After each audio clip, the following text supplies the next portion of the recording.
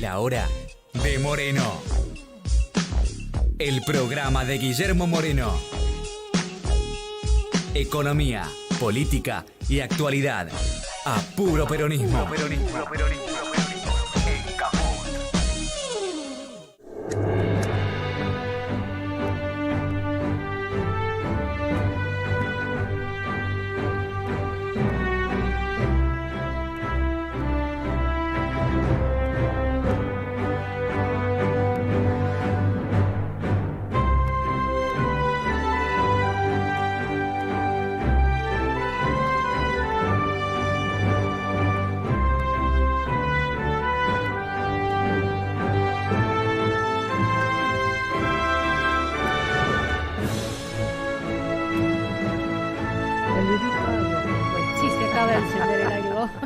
Hola, Pimpi, al fin viernes. El otro aire y no el aire acondicionado. El aire acondicionado. Al fin viernes, sí, señor. Sí, ¿cómo estamos, Pimpi?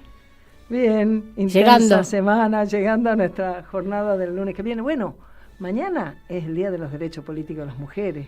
Un 23 de septiembre del año 47 se promulgó la Ley de los Derechos Políticos. ¿Te das cuenta? ¿Cuánto tiempo atrás? Qué bárbaro, ¿no? Qué visión. Pero Así bueno, es. no está siendo muy considerada por algunas compañeras del movimiento feminista, ¿no? Es como que son hechos históricos de reconocimiento de los derechos políticos, ¿no? A votar y ser votadas, ¿no? Porque Exactamente, porque después de eso... Efectivamente. Fue extraordinario que primero fue armar el Partido Peronista Femenino para que recorran las delegadas censistas del país, inscribiendo a las mujeres en un padrón electoral porque no estaban. Claro. Las mujeres no tenían nada más que lo que llamaban la fe de edad, o sea, la partida de nacimiento. No tenían otro documento porque no era necesario. Los varones tenían la libreta de enrolamiento, ¿te acordás? Bueno, y el censo que organizó. Por eso. Y entonces, en el año 51, con su libreta cívica, las mujeres por primera vez fueron a votar.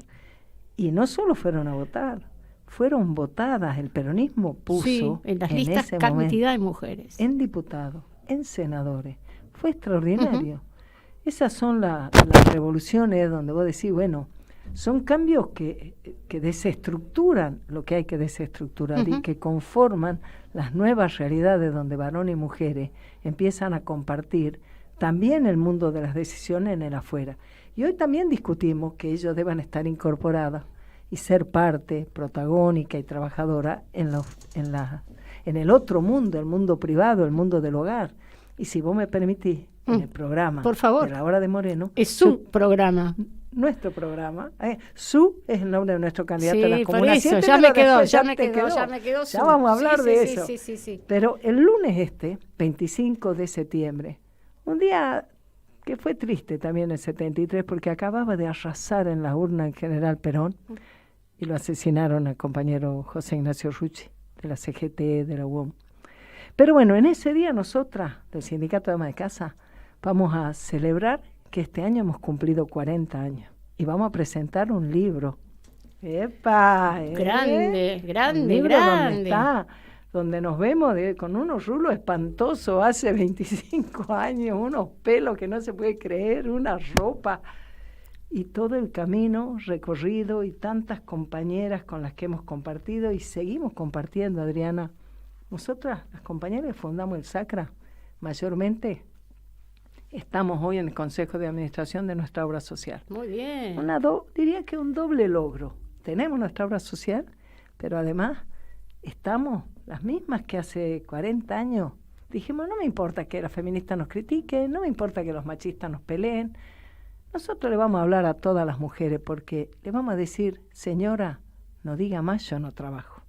Diga, yo trabajo, soy ama de casa. Y el lunes 25 de septiembre de este año, 40 años después, la esperamos en el Teatro Santa María a las 5 de la tarde, en Montevideo 842, para celebrar y para que vea y se lleve nuestro libro.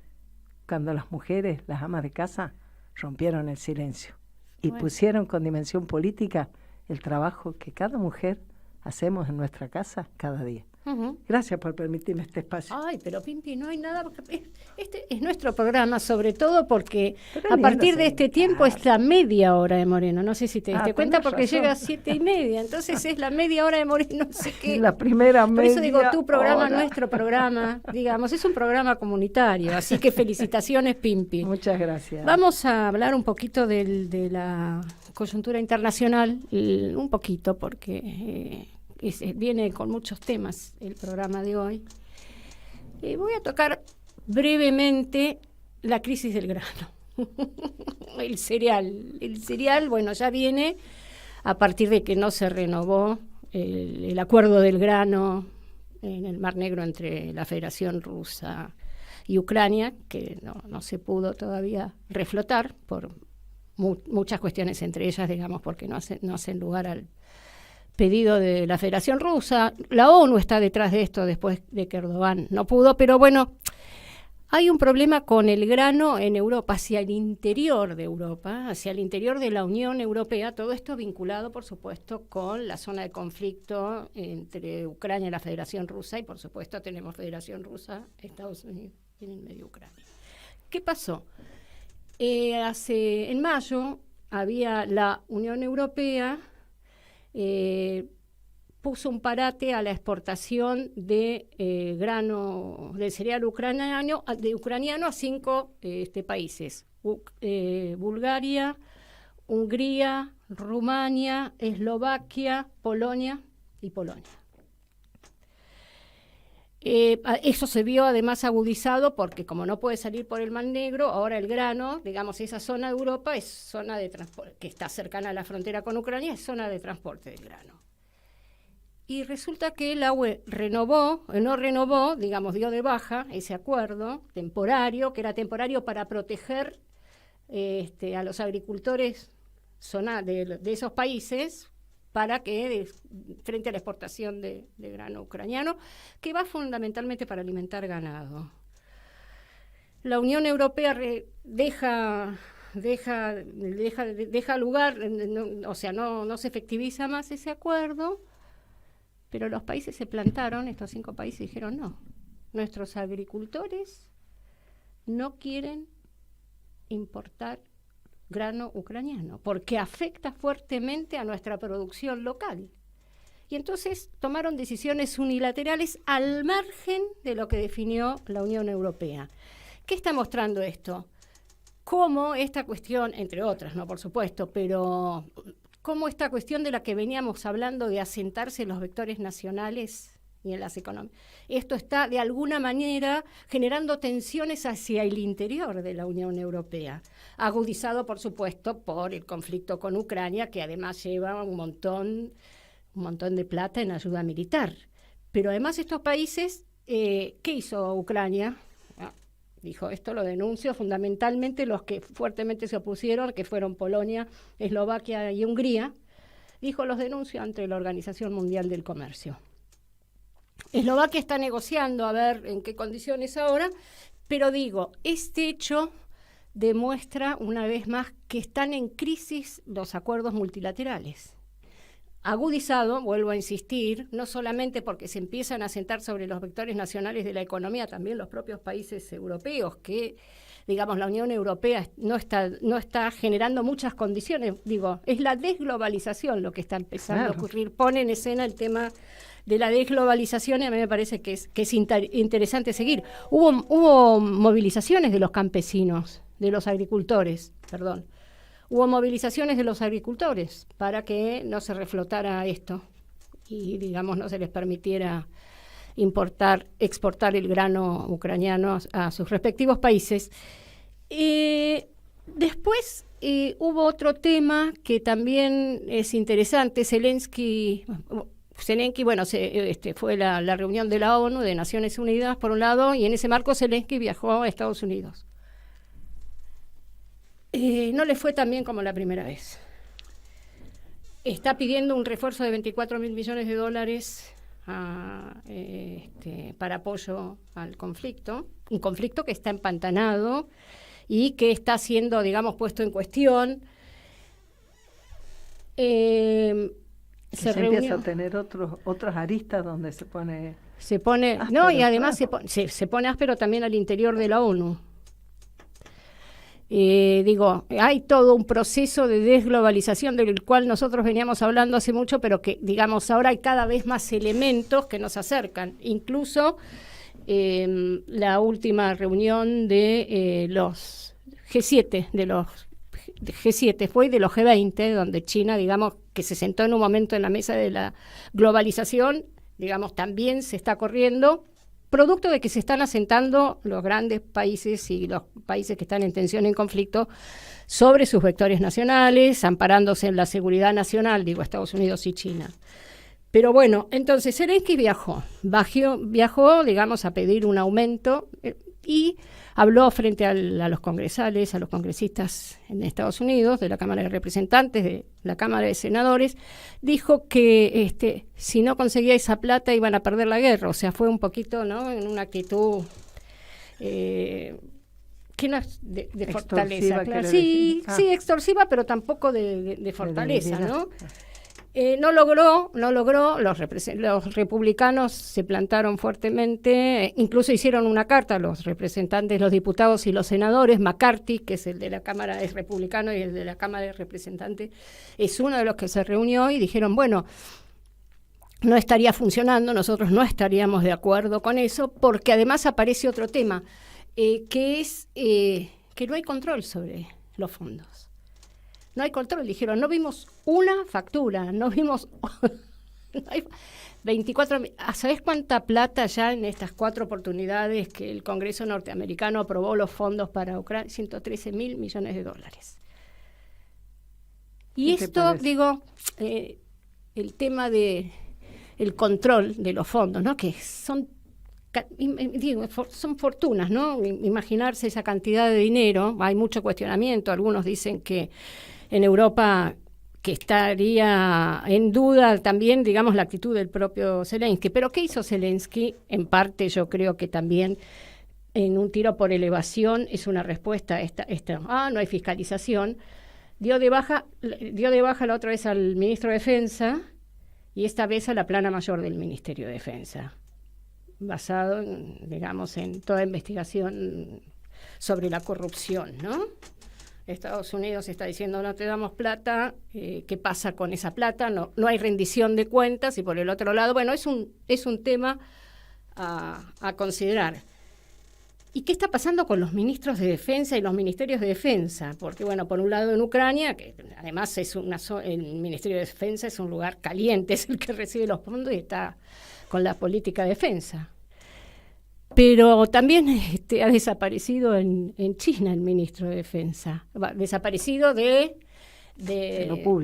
espacio público. Desapareció el ministro de Defensa en China. ¿Te acordás que había desaparecido hace un tiempo el ministro de Relaciones Exteriores? Apareció finalmente destituido.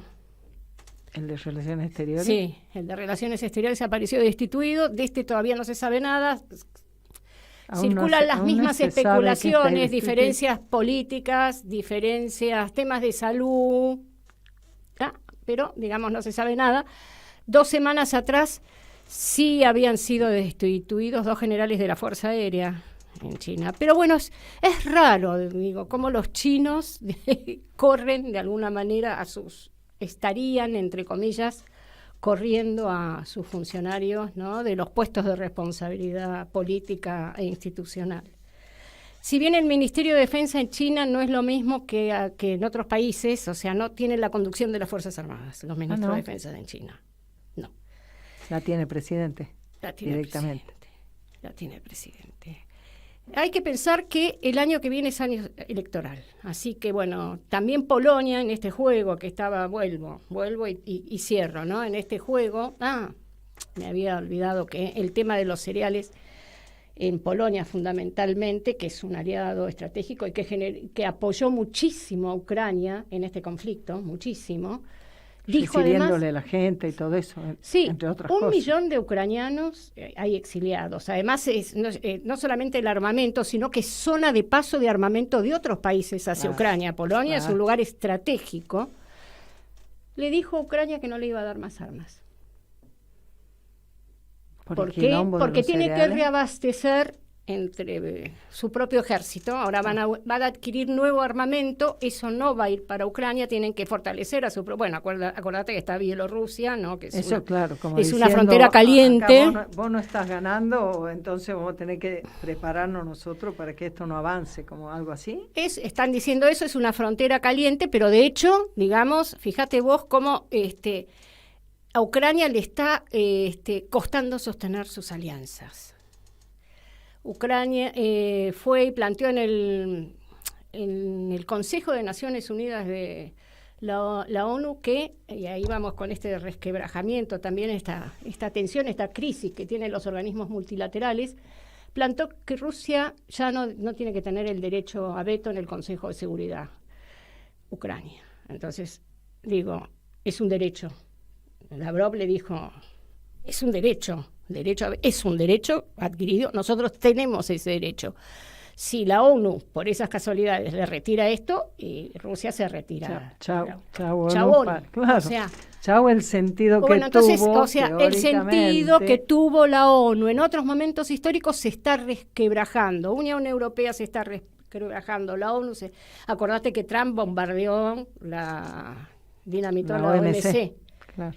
Bueno, nada, temas para seguir pensando y nada. Qué cosa, ¿no? Todo el surgimiento y resurgimiento del sentido de lo nacional que va como explotando por por todas distintos partes. lugares. Sí, ¿no? avanza el proceso de desglobalización. Esperemos que acá se den cuenta. ¿Te parece? No sé, sería deseable, convengamos. Sería bueno que lo vieran, que alguno lo viera. ¿No? Que se diera cuenta que hay una oportunidad para Argentina cuando en el mundo se vuelve a valorar el sentido de lo nacional. Porque ha visto que en su momento, llamémosle hace 20, 25 años, cuando se decía el fin del trabajo, cuando se instalaba, parecía que el fin ya de la globalización la historia. claro, el fin de la historia, ya no la sociedad del trabajo, ya parecía que eso ya estamos en otro, pasamos de etapa. Pero los pueblos, las sociedades, están vitales y van construyendo sus oportunidades. Cuando esa globalización fue pero tan inequitativa, que reventó por aquí, por allá, bueno, fíjate vos, tuvo que ser la ruptura, empezar a hacerse fuerte en los países poderosos, pero abre una compuerta a todos los países que es extraordinaria. Y nosotros lo venimos diciendo hace mucho Así tiempo. Lo venimos diciendo hace mucho. Está por ahí Pablo. Pablo, ¿cómo estás? ¿Qué tal? ¿Cómo están? Bien, ¿y vos? Acá no. Pero muy bien, escuchando muy entretenido lo que hablan, muy interesante. Lo que te quería decir, tenía dos, tres temitas para hablar, pero me enganché con este. Mira, esto que vos llamás desglobalización, y que está muy bien que lo llames así, tiene otra posibilidad de lectura. Lo podés mirar desde otro enfoque. Uh-huh. Lo que está en crisis y una crisis muy profunda, es el liberalismo económico y el liberalismo político, lo que se dio en llamar la democracia liberal y lo que se denominó el neoliberalismo. Eso es lo que está en crisis en el mundo. Y está en crisis no simplemente porque a alguien se le ocurrió decir, bueno, vamos a empezar a criticar los fundamentos del liberalismo. No, está en crisis, en una crisis tan profunda, porque cuando fue aplicado en plenitud, a través de esa globalización que vos también señalaste, que ustedes también señalaron, cuando fue aplicado en plenitud, produjo un desastre. Y es un desastre que aún hoy el mundo lo está pagando. Lo que está en crisis entonces es la doctrina liberal, tanto en sus fundamentos políticos como económicos. ¿Y por qué es interesante ponerlo desde esta perspectiva? Porque como ustedes de alguna manera lo estuvieron diciendo, acá hay muchos disimulados. Hay muchos que miran para otro lado, que no han tomado conciencia o que se hacen... Bueno, vos fijate, Milei. Está Milei y su gente.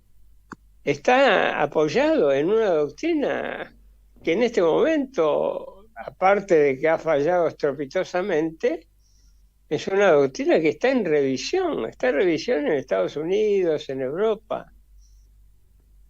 Lo mismo pasa con Burrich y Melconian. ¿Qué diferencia hay entre Melconian y Milei? Muy poca, son de estilo. Y Rubinstein, que es el segundo al mando en el Ministerio de Economía, otro neoliberal. ¿Cómo puede ser esto? Y ustedes dijeron muy claramente que por primera vez en mucho tiempo, lo viene repitiendo Guillermo desde hace mucho tiempo, hoy el mundo le abre una extraordinaria posibilidad al peronismo, a la doctrina peronista. Mira, hoy los conservadores en Estados Unidos, ¿saben lo que están reflotando? La idea de la tercera posición. ¿Saben lo que están diciendo? Ni liberales ni marxistas.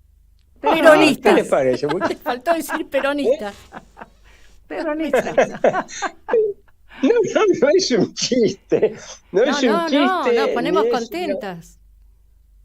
Escúchenme, es así, eso es lo que está en el mundo moderno, eso es lo que se está debatiendo, y eso es lo que se está, y la base de todo esto es la crisis del pensamiento liberal, la crisis del liberalismo económico, la crisis del liberalismo político, una extraordinaria posibilidad para la Argentina que tiene la doctrina muchísimo más elaborada que la doctrina que pueden presentar los conservadores. Claro. Ujú. Y es la doctrina peronista, extraordinario, ¿no? Tal cual. Qué oportunidad que estamos perdiendo. Y habría que leer el contexto internacional con mayor precisión. Incluso te complemento lo que vos planteabas, ¿no? O sea, del el neoliberalismo. Y entró música.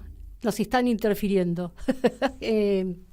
¿Cómo van de la mano con esta crisis que vivimos hoy del modelo globalizado? La socialdemocracia también, sostenido, digamos, por la otra punta, por la socialdemocracia. Que esto es lo que nos está pasando en América Latina, ¿no? Tanto los modelos neoliberales como socialdemócratas no han dado cuenta de modelos de desarrollo propios que trajeran bienestar a sus respectivos pueblos. Tal cual. Pero lo que demuestra la evolución internacional, cuando uno estudia, digamos, la historia de los últimos 40, 50 años, 60, que fueron de neto predominio de las ideas liberales, que esas ideas liberales, tanto en lo político, en lo social, como en lo económico, fueron impulsadas no solo por los viejos liberales de la escuela austríaca, sino por los socialdemócratas. Claro. Mitterrand en Francia, extraordinario por el apoyo y la fuerza que le dio a todo el componente neoliberal. Carter en Estados Unidos. Esto es lo que nos enseña la historia. La historia nos enseña Felipe que González en España. no hay grandes diferencias entre el liberalismo económico y político y la socialdemocracia. Por eso, en algún momento yo me atreví a decir que la socialdemocracia era un neoliberalismo edulcorado. Claro. Las dos caras de la misma moneda. Claro, era poner en práctica el neoliberalismo y después diciendo, uy, mirá los problemas sociales que nos trae el neoliberalismo. Sin atacar al neoliberalismo, aparecieron todos estos temas de los subsidios, darle plata a la gente, pero es como si vos tenés un problema, un problema de enfermedad, y lo que vos haces, en vez de atacar la causa que te trae el problema, vos atacás los efectos, le das aspirina. Y bueno, esto es más o menos lo que hace la socialdemocracia, ¿no? Qué moderno que sos vos, yo le he dicho, le das un genior. Ya no hay genio. No. ¿Eh? Yo hubiera dicho, le da un Toque, genio. Pimpi, por favor. Bueno, ¿qué va a Sí, ser? Se me sí, nota la edad, ¿qué Eugenio, va a ser? claro. No, orgullosa. Es juventud acumulada, Pimpi, Eso como es. dice una amiga. Qué bárbaro eso, ¿no? Y cómo esa discusión también te lleva al fondo de lo que significa lo que nosotros digamos, tenemos en nuestra doctrina, cuando hablamos de la justicia social y eso, también tienen el tupé de ponerlo en discusión hoy, ¿no? Claro, fíjate vos que ahí se ha producido una situación casi cómica, ¿no? Obviamente el que está en contra incluso de la justicia social y del Papa Francisco, ha sido Milei. Claro. Pero Milei habla como si el Papa Francisco fuera inventor de la doctrina social de la Iglesia. Es tanta la ignorancia de este muchacho. Son todos los papas los que están a favor de la justicia social, porque eso es parte extraordinaria, esencial de lo que se denomina doctrina social de la Iglesia. Y ahora, vos fijate la contradicción de este muchacho, ¿no? Hace poco le hicieron un reportaje y él hablaba de la dolarización. Dijo unos cuantos disparates que yo sé, o es para... Se está yendo la Dijo voz. dos cosas que hacen bien a las claras. ¿Ahora me escuchan ustedes? Sí. Ahora sí, entrecortado a veces, ¿eh? A ver. ¿Pablo? Hola, ¿me escuchan? Sí, te escuchamos. Sí. Sí. Mira, ¿sabe lo que dijo? Dijo que la dolarización iba a eliminar la pobreza y la indigencia. Claro, en el cementerio, digamos, se acaba con la indigencia. No, increíble, pero dejando de lado la barbaridad, porque la dolarización es al contrario, pero no interesa, se puede discutir en otro momento. En realidad, lo que está diciendo Milei es que está de acuerdo con la justicia social. ¿Por qué es la justicia social? En primer lugar, el primer objetivo de la justicia social es eliminar la pobreza y la marginación. Entonces este muchachito que critica tan suelto de cuerpo a la justicia social y al Papa, resulta que está diciendo que a través de la dolarización él va a llegar a la justicia social. Claro. Es extraordinario, ¿no? Claro. Bueno, son inconsistencias que se observan en su discurso, en otros momentos de discurso, en lo que propone hacer, ¿no? En lo que dice que piensa y propone entre lo que hace. su equipo también. Claro. O su grupo más cercano, los que definió él como futuros conductores en caso de que gane las elecciones del proceso. Escúchame, Pablo, cuando vos decís que hay poca diferencia entre Milei y Melconian, o sea, entre esas dos opciones, y también sobre Rubinstein, vos estás hablando siempre, estás hablando del modelo de país que ellos finalmente pueden construir con esas ideas. Estaríamos hablando de eso, ¿no es cierto? Absolutamente de eso, a eso me estoy refiriendo. Y si querés podemos verlo, digamos, en las tres políticas principales. Pero vos dijiste muy bien, en realidad los dos tienen el mismo modelo de país en la cabeza. Un modelo de país que es para 20, 25 millones de habitantes. Habría que avisarle que somos 44, ¿no? Claro. Pero ese es el modelo de país que tienen los dos. Qué bárbaro, ¿no? Bueno, ese es el desafío siempre cuando uno piensa que el peronismo tiene una responsabilidad y que nosotros tenemos que ser parte de que se pueda volver a generar ese espacio común. Será a través de los diversos partidos que han tenido que ir surgiendo, dado que el PJ ha sido absorbido por la socialdemocracia, pero que hace muchísima falta volver a generarlo, porque si no, ¿dónde vas a encontrar vos la esperanza para nuestro pueblo, no? sino es precisamente en volver a trabajar por esos valores, los que permiten que vos puedas generar opciones de trabajo, de producción, de la dignidad de ese trabajo, del compartir en familia el alimento, las necesidades. Y eso no hay más remedio que ir a esa fuente, ¿no? A esa fuente, a lo que ya se probó que sirve y a lo que se nota ahora que es indispensable, ¿no? Mira, es así como... ¿puedo meter una cucharita sobre el tema de capital?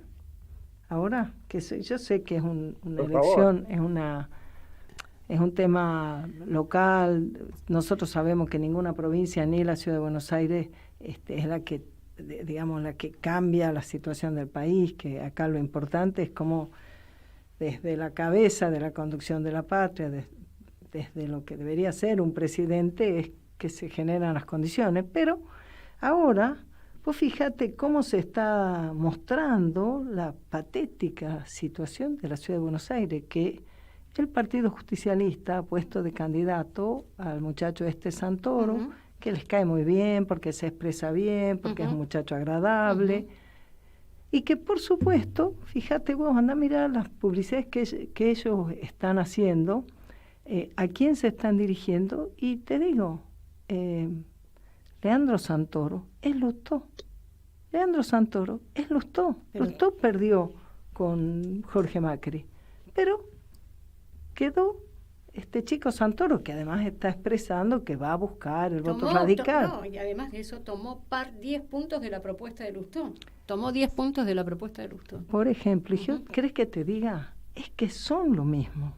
Son la banda de radicales que desde el año 83 en Formosa Primera Cuadra tenía el comité, iba a decir la unidad básica, el comité radical de Shuberov, el rector eterno de la UBA, desde donde hicieron todos los chanchullos y los negocios por los cuales Lustó siempre fue socio de Rodríguez Larreta.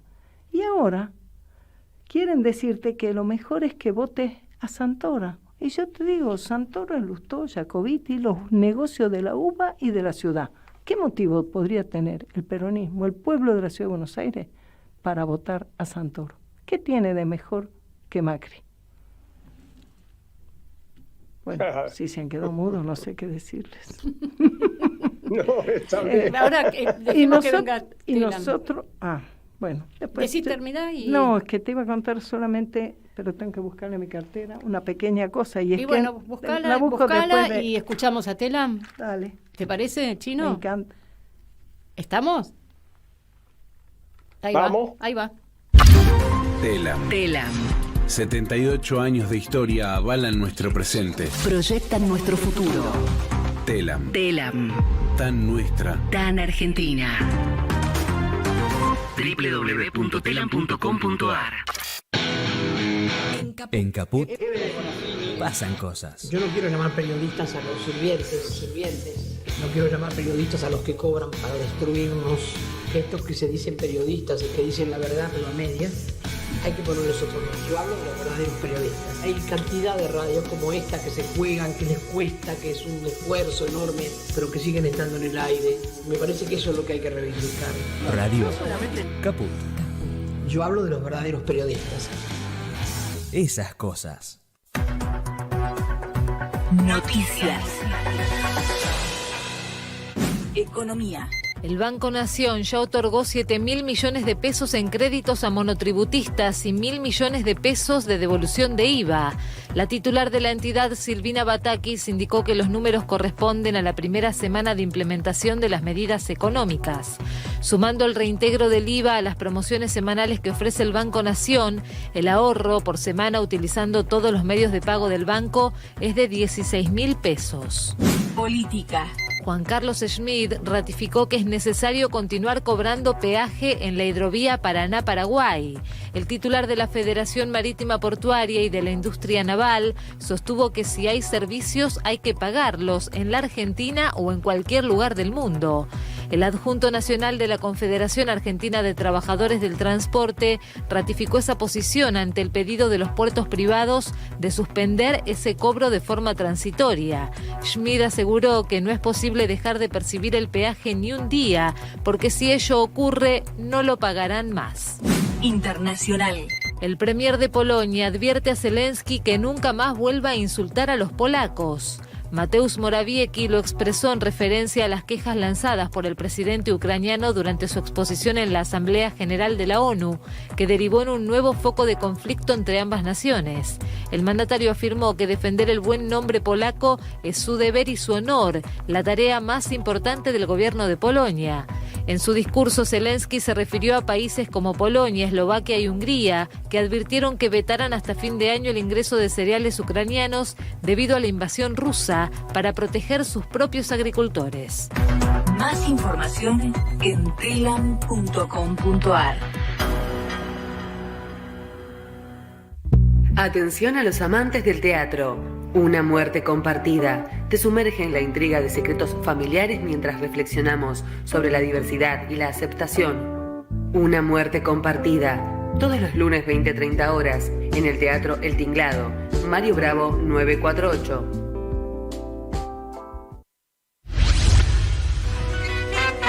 Memoria en rojo, amarillo y morado. Un programa de la ARMH Argentina con la conducción de Nadia Mallorquín y Gladys Avellaneda.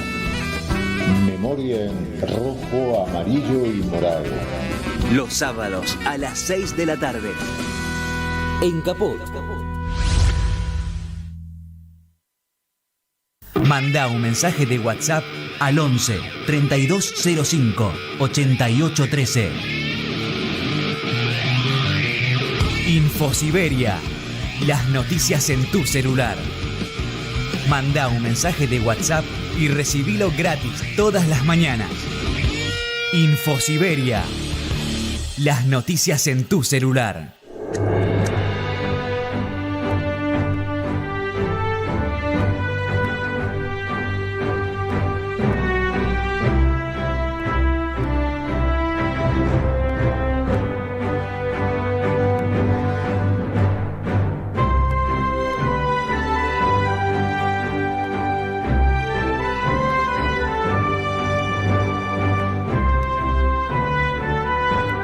Si quedó esa música extraordinaria, la tenía que escuchar. Y para su media hora tiene que tener su cortina, Moreno.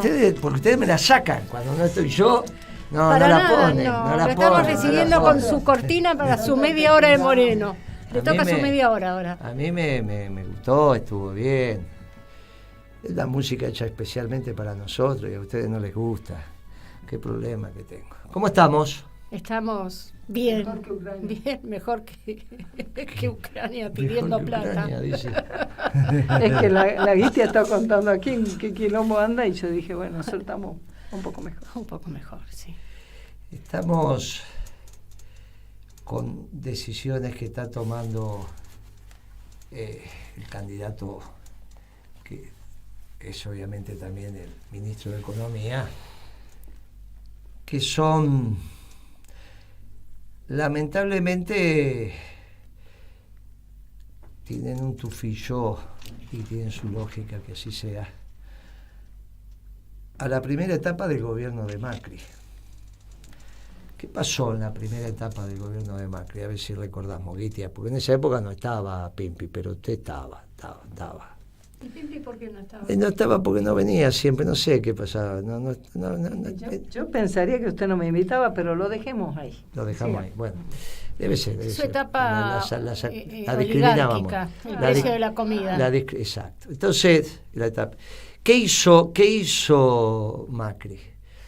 Devaluó y sacó retenciones. Uh-huh. Cuando vos sacaste retenciones y devaluaste, se suman los dos efectos y en términos de materia prima duplicó el precio de la materia prima. Lo duplicó por la devaluación del 60% y la quita de las retenciones. Claro, a partir de ahí se espiralizó el precio de la comida. Como todos sabemos que el poder adquisitivo del salario es lo que usted cobra menos la comida que compra, ahí le queda el poder adquisitivo sobre el resto de las cosas que va a comprar en el mercado, la camisa, la peluquería, un dentista, esto, aquello. La comida no va a dejar de comer. Por eso son bienes salarios. Y eso tipifica el poder adquisitivo. Aumenta la comida, le baja el poder adquisitivo porque es menos del resto que no sea comida que tiene que comprar usted. Incluso la calidad de la comida y todo lo demás baja. ¿Qué hizo Macri entonces cuando vio lo que le pasaba en febrero? Eso pasó en enero. Febrero del 2016, la economía se le cayó como un piano, claro. Entonces ahí que le dice a Prat-Gay, salga a gastar.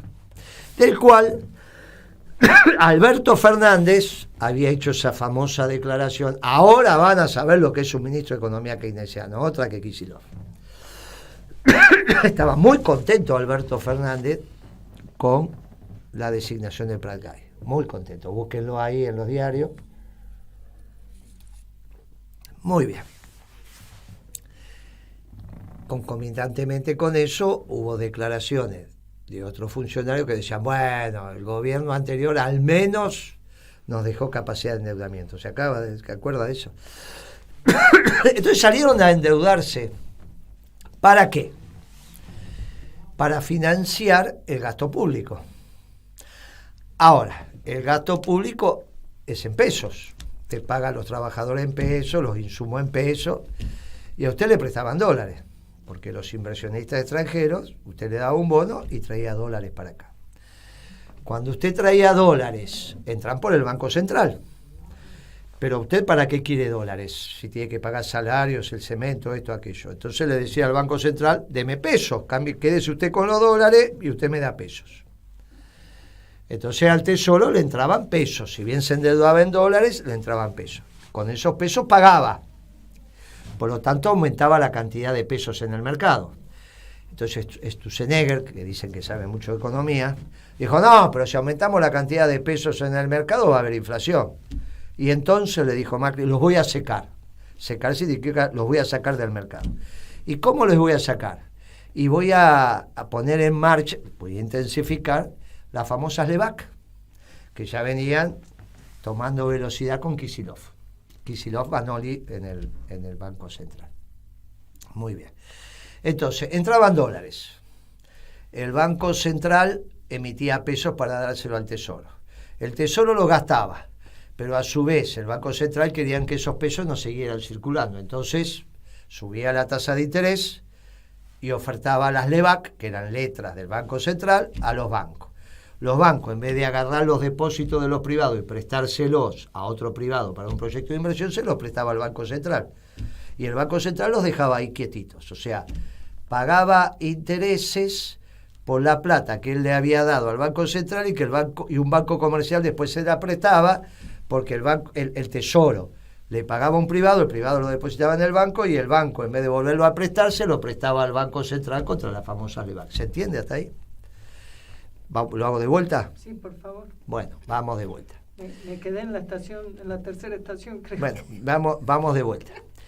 Macri se le cae la economía porque ya quedamos de acuerdo que los trabajadores se quedaron sin poder adquisitivo. Trabajadores, jubilados, pensionados, etc. Que se pagan en pesos. Porque compraba la comida más cara, porque era más cara, porque había devaluado y sacado las retenciones. Hasta ahí estamos. Perfecto. Cuando se le cae la economía, dice, muchacho, acá hay que gastar. Bueno, ¿quién puede gastar? No le va a decir a un empresario, che, salí a gastar. Él puede gastar a través de la obra pública, a través del gasto del Estado. Entonces le dice a Prat-Gay, salí a gastar. La obra pública y los subsidios, porque bien que aumentó los planes también más que... Gasto público. Claro. Sale a gastar. Entonces Prat-Gay le dice, bueno, no hay ningún problema, me voy a endeudar porque tenemos poca deuda. Entonces sale al mundo con su secretario de Finanzas, que era Caputo y compañía, el mago, y empieza a meter bonos. Esos dólares, que son deuda del Tesoro, un bono en Nueva York, y viene un neoyorquino y te presta plata, en este caso un fondo. ¿Está bien? Entonces, hay deuda del Tesoro porque puso un bono y le entraron dólares. Ahora, cuando se daba vuelta el secretario de Finanzas y le decía al secretario de Hacienda, tomá los dólares para pagar la obra pública o los subsidios, el secretario de Hacienda decía, no, viejo, yo preciso pesos. Y entonces anda a cambiarlos al central. Entonces, en el central agarraba los dólares emitía pesos y se lo daba al secretario de Hacienda. El secretario de Hacienda pagaba los subsidios o pagaba la obra pública. Ahora, resulta que ahí ya los reciben. Quedaba mucha plata. Había mucha plata en el Ya mercado, entendí. porque usted lo depositaba en su cuenta. Entonces el banco, si deposita en su cuenta el pago que le hizo el Estado, puede volver a prestar la plata esa, menos el encaje correspondiente. Entonces Sturzenegger decía, no, che, pero tanta plata, tantos pesos en el mercado me va a generar inflación. Entonces Macri dijo, ¿y cómo lo solucionamos? Emito otro bono, en este caso una letra, porque es lo mismo que un bono, del Banco Central, las LEBAC. Y entonces iba a los bancos y le decía, en vez de prestar la plata, me la presta a mí. Y yo le doy una tasa de interés. Se la das al Banco Central si yo te doy una letra. Y yo te doy la letra, la LEBAC. Y voy juntando, voy engordando el Banco Central. De deuda. De deuda. De deuda. Y de plata, porque, digamos. no, y la plata ya no, porque como le emitió el banco y es un pasivo, ahí el Banco Central la rompe, porque ya son los famosos pasivos remunerados. Porque esa plata no la quema, queda ahí, pero ya no es plata que circula. Entonces, largaban plata a través de la obra pública, deuda por todas partes. Pero por el otro lado secaban la plaza. Y entonces la máquina nunca aceleraba. Eso porque son dos criterios diferentes de la administración. Taco y punta. ¿Usted se acuerda de punta y taco? Sí. ¿Qué era punta y taco? Con el piecito, ¿vio? Entonces, con uno aceleraba y otro frenaba. claro. Bien, usted imagínense que acelerar y frenar un auto al mismo tiempo es una locura, salvo que sea un muy buen piloto. Muy bien, porque yo el auto hacía velocidad, iba a velocidad. Bueno, esto hacía punta y taco, por un lado aceleraba, por otro lado frenaba. Así fue que eso era absolutamente inconsistente. Llegado agosto, no cambiaron ese proceso, ese gobierno lógico que iba a fracasar. ¿Qué hizo Massa? Massa devuelve el IVA, no todo lo que saca, obviamente, es imposible. No, de todo lo que le sacó a los sectores populares aumentando la comida, le devuelve algo. Pero eso es gasto, es menos ingreso, porque recaudo menos. Y a su vez, también le damos algunos bonos, le damos a la asignación universal por hijo, le damos a los jubilados, le damos... Eso es gasto. Y por el otro lado, dejo de recaudar ganancias. O sea, que en términos de déficit fiscal también lo incremento, sea porque recaudo menos o porque gaste más, o por ambas cosas. O por ambas cosas al mismo tiempo, estoy igual que Macri, aumento el déficit, porque Macri aumentó el déficit y se financiaba afuera. Aumenta el déficit. ¿Y dónde se financia? Muy bien. Entonces tiene que emitir plata. Claro. Pero a Peche le pasa lo mismo que le pasaba a Sturzenegger, que dice, no, paremos de tirar plata al mercado. Por eso la oposición, pretendida oposición, se equivoca diciendo, no, pero esto es inflacionario. Porque lo que va a hacer Peche es secar la plaza. Igual que hacía Sturzenegger, nada más que en vez de LEBAC se llama LELIC ahora. ¿Está bien? Es importante si cambias el nombre. Sí, tremendo, tremendo. Hay un detalle entre las LEBAC y las LELIC. La LEBAC también era para el público, no solo para los bancos. En cambio, las LELIC es solo para los bancos. ¿Está bien? Pero a los fines de lo que estamos explicando es lo mismo. Con lo cual, vuelve a ser punta y taco Massa. Por un lado, acelera el gasto, ya no es en este caso solo del sector público, sino también quiere que incentive el gasto del sector privado. Por eso le dice a los trabajadores, con esta plata no me vayan a comprar dólares, compren un auto, un televisor, en el discurso que dio en Plaza de Mayo. ¿Está bien? Con los trabajadores. Claro, cuando movilizó la CGT. En el Congreso, en realidad, ¿no? No, al principio, cuando fue el decreto de ganancia. Esto fue con la ley, estamos hablando del decreto de ganancia. Entonces le dice, con esta plata no me vayan a comprar dólares, me compran, porque quiere incentivar el gasto. Bienes me compran. Bueno, quiere incentivar el gasto. Ahora, por un lado incentiva el gasto público y privado, como fuere, y por el otro lado seca la plaza. Usted imagínese que en agosto la cantidad de dinero que emitió el Banco Central comparado contra julio es un 2% de base monetaria, 2 y pico, cuando la inflación fue del 12%. Por lo tanto, si tenés prácticamente la misma plata y los bienes aumentaron un 12%, con la misma plata no podés comprar la misma cantidad de bienes. Comprás menos. Y si comprás menos, técnicamente, ¿cómo aumenta? Recesión. ¿Viste? Como sabe, se hace la tonta esta vez. No se hace la tonta. Mirá cómo sabe. ¿Viste cómo sabe? Así que me hago la tonta. Sí. ¿Cómo te dijo que te haces la tonta, Pino? ¿Viste cómo sabe? Eso se llama recesión. ¿Qué es lo que está pasando ahora? Por eso no hay venta. Porque la política monetaria es mucho más rápida que la fiscal, porque rápidamente te sacan la plata del mercado. Claro. En este caso, no solo te la sacan, sino que no la están emitiendo. No emitiste y subir los precios. Y lo mismo está pasando en septiembre. Entonces Massa, por un lado, piensa que está, y mire cómo vamos a ganar votos porque hay que llegar a octubre, porque juntamos, porque la gente tiene más plata. Y por el otro lado, el Banco Central seca la plaza. Lo mismo que conté de Macri está haciendo ahora Massa. ¿Por qué? Porque tiene las mismas cabezas. Está Marco Labaña. Se asesora con la misma gente. Y toda la misma cabeza. Son la misma crema. Claro. Los que estaban allá, con la misma cabeza, están acá. E incluso los mismos nombres. Por eso no podía bajar el precio de la comida. Es el mismo ciclo económico. Claro, ¿por qué no podía ser bajar? Cuando yo digo bajen el precio de la comida, cambio el ciclo. De alguna manera. Porque si aumentás bajando el precio de la comida, el poder adquisitivo de que la gente claro, consuma, pero no tenías necesidad de aumentar la cantidad de dinero, no tenías necesidad de aumentar el déficit fiscal. Bajabas la tasa de ganancia del sector empresario y por lo tanto redistribuías ingresos al sector asalariado. No ibas a cambiar el ciclo solamente por eso, pero de alguna manera dabas una señal. En cambio, él hace lo mismo que hizo Macri. Y es muy fácil, si a Macri le fue mal, a Massa le va a ir mal. Por más que diga, no, mirá que la encuesta, que miren muchachos, de Massa se acuerda cada vez que algún argentino hace una compra, y un turista también, pero a favor, dice que siga Massa, porque todo está barato para ellos y para nosotros. Entras a la farmacia, es un lío. Entras a tomar un café y te dan ganas de comer 2 medialunas porque estás con alguien, llega a esta hora, es un lío. Tenés que tener una ronda de café de 5 personas, tenés que pagarla con tarjeta, pues ¿cuánta plata vas a llevar en el bolsillo si vas en un lugar? ¿Qué vas a andar con 20.000 pesos en el bolsillo? 5.000 pesos te gastás, 4.800, o sea, 2 rondas de café en el día. Yo le voy a decir, mire, imagínense la plata que yo podía ganar a los 23 años, 24 años cuando empezaba el negocio. Nada. ¿Usted me conoce? Los vendedores nos juntábamos, vamos a tomar un café, 3, 4 vendedores. Nunca pagar el café era un problema. Nos peleábamos a ver quién pagaba. Pagar un café era una tontería. ¿Cómo no vas a poder pagar una ronda de 5 o 6 cafés? Pague hoy una ronda de 5 o 6 para café. Nadie mete la mano en el bolsillo. Por eso es una cosa absurda. Tremendo. Absurda. Tremendo. Hoy fui a Tigre. Y entonces resulta que iba a estacionar en el lugar, en Tigre Sur. Entonces, 600 pesos la playa. Y el hombre de la playa me reconoce y se saca una foto. Le digo, me dice, ¿es una invitación de la casa?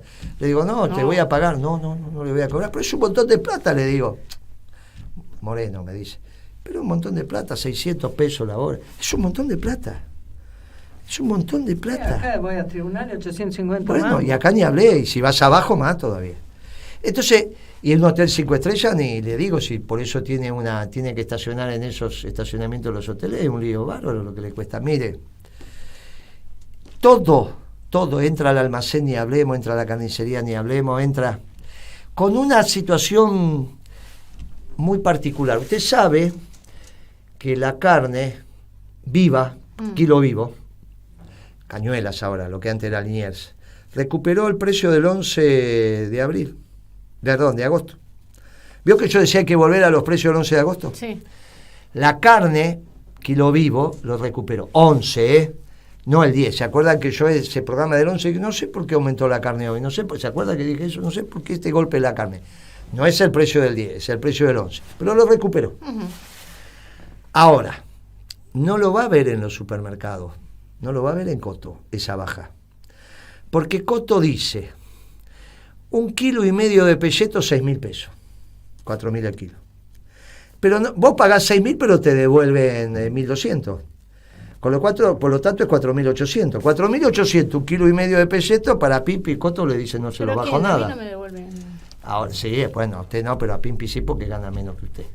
Entonces a Pimpi le dice, la miran a Pimpi y dice, le van a devolver 1.200 por el IVA. Entonces, no te baja el precio. Entonces, ¿bajó un poquito la carne? Sí, pero no lo que bajó el kilo vivo. ¿Por qué bajó el kilo vivo? ¿Por una política del gobierno? Sí. ¿Qué hizo?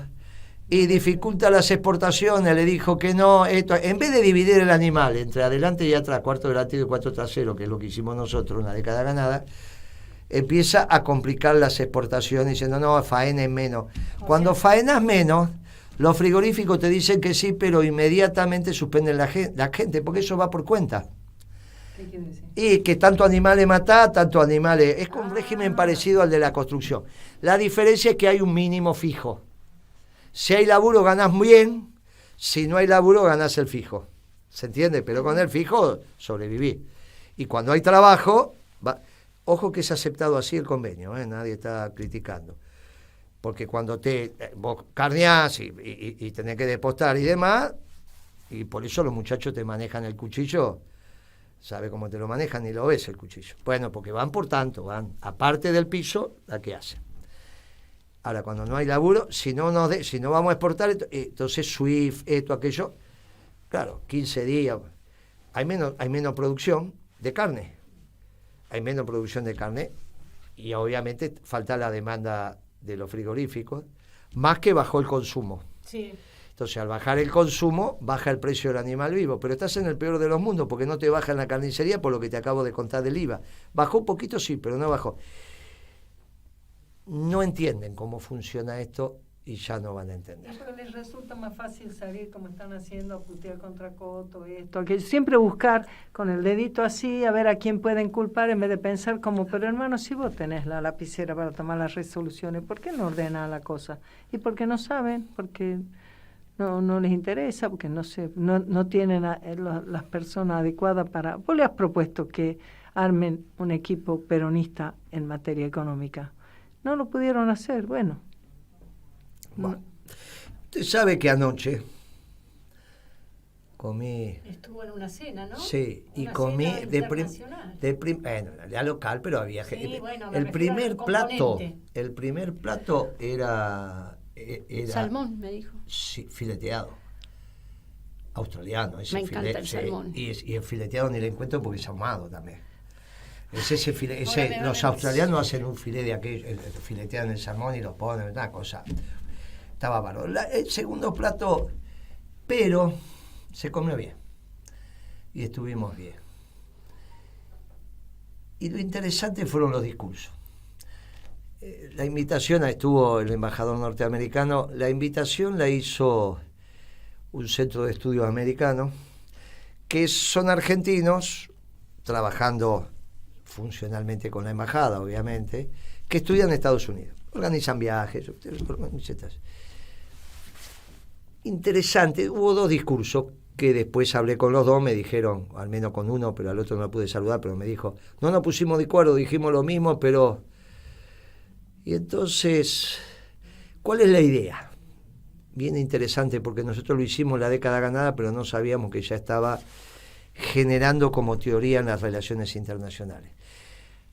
Lo usualmente entendido es que la relación entre una potencia, un país relevante, y un país mediano o pequeño, en la relación bilateral la agenda la hace el grande. La lógica, y ahí nace la teoría del imperio y bla, bla, bla, bla. ¿Qué dijo este amigo? Había 200 entre empresarios, sindicalistas, bueno, calculo yo 200, por ahí un poco más. Que él estaba trabajando en Estados Unidos y que estaba teniendo respuesta positiva, que en la relación bilateral la agenda la haga el país mediano o el país chico. Porque el país grande está tan entretenido en otros líos, que son el mundo, que no tiene. Y yo había notado eso en nuestro gobierno, que nosotros planteábamos temas y no nos decían que no. Ponían alguna cosita, como cambié en algún momento dije, bueno, lo del satélite que conté, que me viene allí, Moreno, ¿cómo le va a poner componente chino? Mire si explota cuando lo largan, nosotros no nos oponemos, pero mire, si por ahí falla, van a perder, es una pena, hágalo con los franceses, hágalo, no vayan, pero háganlo con los franceses, hágalo en Occidente. Bueno, finalmente lo largaron los franceses. Bueno, es interesante, porque finalmente nosotros tenemos una agenda bilateral muy importante con Estados Unidos y esa agenda la podemos impulsar nosotros en América para los americanos. Después vino Cisneros, que fue el segundo de Di Tella, en la época de Menem, dijo exactamente lo mismo. Hay una oportunidad dentro de Occidente, no hablo de un Occidente ampliado, como decimos nosotros, que es con esas categorías judeo-cristianas musulmanas, sino habló del accidente típico, pero bueno, eso. Hay una posibilidad en Occidente de que los países pequeños o de mediana envergadura planteemos, sobre todo cuando el mundo tiene estos problemas, porque están distraídos. Sí, están ocupados. Claro. Entonces me parece, no creo que es porque escuchen el programa o hayan estudiado nuestro proceso, pero me parece que es interesante que lo reflexionemos. Porque ahí obviamente el embajador norteamericano y su discurso después pasó por todas las mesas saludando, estuvo bien, ¿verdad? Pero es interesante que haya comunión de pensamiento en las posibilidades de inserción de la Argentina. Así que le digo que fue una grata cena, y en la mesa que nosotros teníamos del movimiento obrero estaba el sindicato del vidrio, fuimos con Horacio, su mujer, y de la comisión del vidrio. Bien interesante, porque en realidad todos coincidíamos en que lo que escuchábamos estaba bien, y con otros dirigentes sindicales que hablábamos, y todos coincidimos que había un clima interesante que podíamos transitar, que no es esa relación del que te pisotea. Hay que entender esto que está aconteciendo. Ellos están en un esquema ordenando el occidente. Del otro lado está Putin, está el Papa, tienen todavía el conflicto con China, ya salen las noticias sobre Alemania, ya Alemania ya está, ya se lo comieron, hablando en porteño, ¿no? Ya son 2, 3 artículos que saca La Nación donde dice se terminó la locomotora alemana, hoy sacó uno, ya había sacado otro hace 2 o 3 semanas atrás, lo va sacando. Nosotros creo que tenemos una alternativa que tenemos que explorar. Tenemos bien, vamos por la buena senda, solo falta que haya un gobierno de corta duración, que puede ser el de Milei. Milei va a ganar las elecciones, pero va a ser un gobierno de corta duración. No tiene nada que ver con Martínez de Oz, muchachos, no digan cosas que no son. Pero puede ser un gobierno de corta duración. Si organizamos el peronismo, para eso fui a Tigre, si organizamos el peronismo, entre todos vamos organizando el peronismo, y quizás seamos una alternativa interesante para que la última alternativa no sea el que se está preservando hoy y que a todas luces está tomando el protagonismo. Me parece que eso es lo que tenemos que ver. Y con esto nos vamos. Nosotros Sí. vamos a hacer nuestro modesto aporte desde acá. Peronismo de Capital. Muy bien, En la Comuna 7, un bastión peronista, firme, principios y valores, con el compañero Su comunero. Su el comunero, compañero qué Jorge Su. Qué lindo, Capicúa como menos. Vote a su comunero suyo. Qué bien, Capicúa. Sí. Bueno, mire, si hay posibilidades de que Milei gane en primera, y sí, si llega al 40, porque ninguno de los otros dos va a tener 30, porque la suma de 230 sería 60, si no uno tiene que tener más de 30 y el otro muy bajo, claro. Por lo tanto, hay posibilidades. No se enrosquen, muchachos, no se enrosquen. Confíen en que no es Martínez de Oz y que su propio marco teórico lo va a llevar a una situación compleja. Y la vicepresidenta no es anarcocapitalista. No tiene nada que ver con ese esquema. El proyecto es el proyecto de Milei. Cuando colapsa, lo que va a colapsar es el proyecto de Milei. No, bueno, pero mejor es que... Miren, es muy difícil, muchachos, hagan todo el esfuerzo que tengan que hacer. Pero es muy difícil. Cada vez que vas a la carnicería, al almacén, a la verdulería, a la farmacia, se acuerdan de Massa y no para votarlo. Ya estamos. Mire el horario. Solo nos queda desearle un fuerte abrazo. Se transformó en 40 años. Un fuerte abrazo peronista a todos los compañeros, ¿no, Vitia? Sí, y desearnos éxito en el acto nuestro del lunes, que ya hemos invitado. Ahí estaremos acompañando a la compañera, al sindicato en sus ¿Me invitó 40 a mí? años. No. Ya hace mucho que lo invité, ya está pero invitado ya hace tiempo, sabe. Morena, no se haga el distraído. No se haga. ¿Usted escucha este programa? Entonces está invitado. Muy bien. Un fuerte abrazo. Peronista a todos los compañeros. Agradecimiento al equipo de Radio Caputa, al Chino, a Noé, a Fernando Molgaray. Un fuerte abrazo para Bea y que salga todo bien. En Caput había un viejo. pasan cosas.